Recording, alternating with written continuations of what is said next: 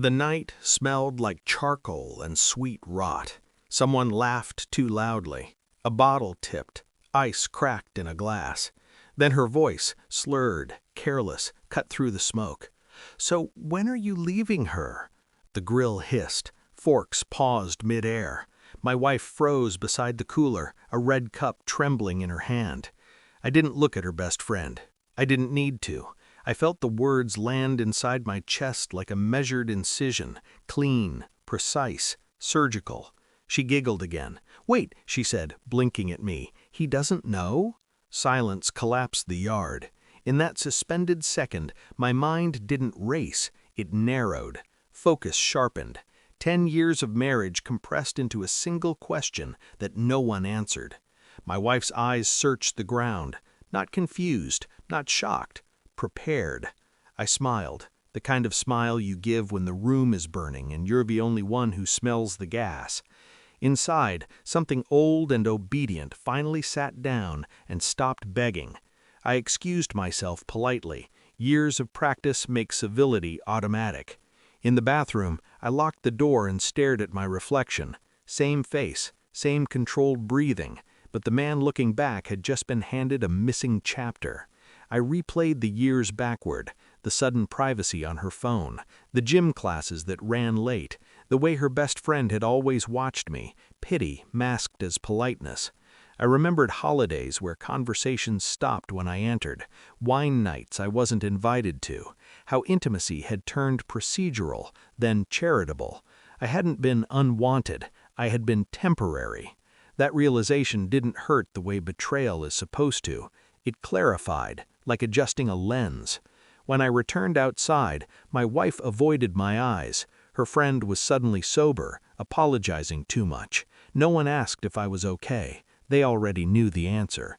That night, my wife touched my arm in bed. "We'll talk tomorrow," she whispered. Tomorrow was a courtesy I no longer required. I didn't confront her. I documented her. I pulled phone records during lunch breaks, cross-referenced numbers. Patterns emerged. Midday calls, late-night silences. I installed nothing. I followed nothing. I observed. I noted how she showered immediately after certain meetings, how she angled her screen away, how her best friend stopped texting altogether. I hired a private lab, paid cash, and ran a DNA test on a hair I'd collected from a scarf she'd left behind. I kept cooking dinner, kept smiling, kept asking about her day. Inside, I built a timeline. This wasn't an affair, it was a replacement plan. The calm I projected unsettled her. She grew anxious, made mistakes. Truth always leaks when it thinks it's safe.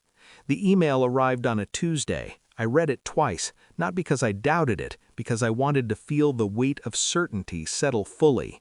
That evening, I set the report on the table between us. No accusations, no raised voice, just paper. She read it once, then again. Her hands began to shake. "You tested me?" she asked, already knowing the answer. I nodded. The room filled with the sound of her breathing breaking apart. "He was supposed to leave his wife," she said. "I didn't want to hurt you." I watched her unravel without interrupting. It felt quiet. When she finished, I folded the report and slid it back into my folder.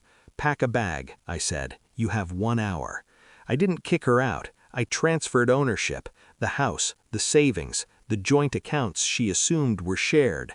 All mine, legally, methodically.